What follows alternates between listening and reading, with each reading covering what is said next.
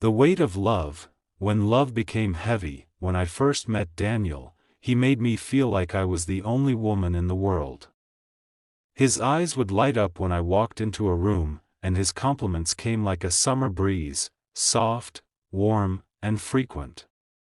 "You're perfect just the way you are," he used to say, pulling me close like I was something precious.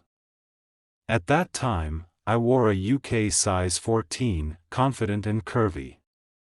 I had never considered myself overweight, just a real woman with real curves. The first 6 months of our relationship felt like a fairy tale. He was kind, supportive, and attentive. He'd cook with me, laugh at my silly jokes, and even surprise me at work with flowers. But somewhere between the first, "I love you," and moving in together, things began to shift. It started subtly. "I think this dress would look better if you lost a few pounds," he remarked one evening as we were getting ready for dinner. I laughed it off, thinking it was a joke. But it wasn't. Soon, our grocery lists changed. Daniel insisted we switch to keto.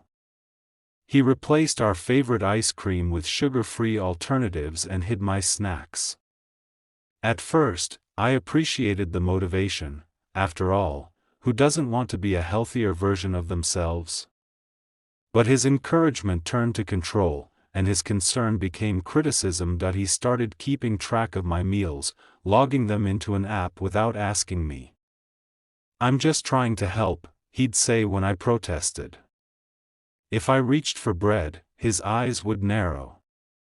If I asked for takeout, his silence would punish me more than words ever could. Once, I caught him taking a picture of me from behind when I was bent over, folding laundry. "For progress," he said. But when I found it in a folder titled "Motivation," alongside Instagram influencers with perfect bodies, I cried myself to sleep that night. I began feeling ashamed of eating in front of him. I would wait until he left for work, then sneak into the kitchen like a thief, chewing every bite like it was a betrayal. Then came the weigh-ins. He bought a digital scale and insisted we both check in every Sunday. I watched his expression tighten every time I didn't lose weight. He'd frown, offer backhanded compliments, or stay silent altogether. And yet, he never missed a chance to point out how other girls just bounce back so quickly, or how his ex was so disciplined. One night, after a family gathering where I had eaten a piece of chocolate cake, he didn't speak to me all the way home. When we got inside, he finally exploded. "Do you even care about us? About how you look next to me?" That's when I realized, this wasn't about health. This was about control. About appearance. About him. I began skipping meals, not because I wanted to be skinny, but because I wanted peace. I wanted my Daniel back, the man who told me I was beautiful under the soft glow of our first date's fairy lights. But that Daniel was gone. Instead, I was left with a man who measured love in calories and approval in pounds, and I, slowly, was disappearing, one skipped meal, one stolen bite, one silenced sob at a time, finding myself again. The turning point came 6 months later on our anniversary. I had spent hours getting ready. I wore a dress I used to love, one that hugged my curves and made me feel radiant. I looked in the mirror and told myself I looked beautiful, even if I wasn't his version of it anymore. When Daniel saw me, he didn't smile. He scanned me from head to toe and said, "You're wearing that?" My heart sank. That night at dinner, he was distant. He barely looked up from his phone and said I should try the grilled salmon instead of the pasta. When I ordered the pasta anyway, he raised his eyebrow and muttered, "You'll regret it later." Something inside me snapped that I had spent too long chasing the illusion of a love that was now suffocating me.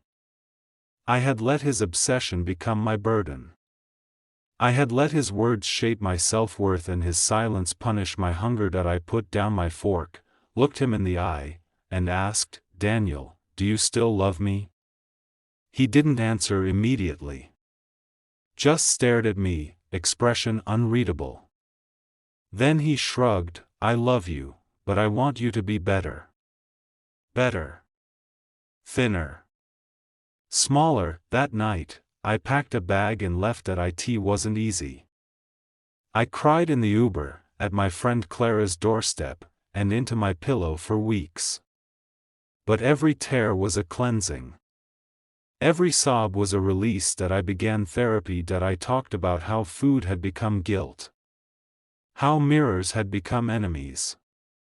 How love had become a performance where I was always failing. Clara would often remind me, your body is not the problem. His mindset was. I started walking in the mornings, not to burn calories, but to breathe. I unfollowed every toxic influencer Daniel used to compare me to. I learned to cook again, this time for pleasure, not punishment.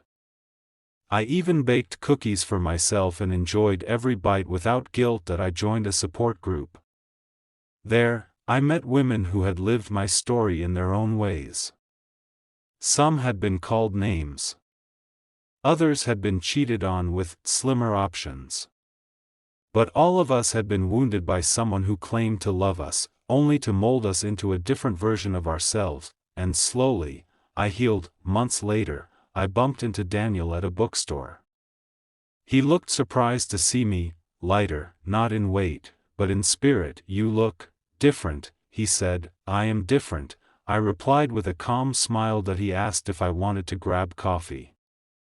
I declined. That he asked if I was seeing someone. I wasn't, but I was finally seeing myself. The truth is, Daniel didn't destroy me. His obsession almost did. But what remained after the storm was someone stronger, someone braver, someone free, because love should never feel like starvation. That it should nourish, and for the first time in a long time, I was finally full.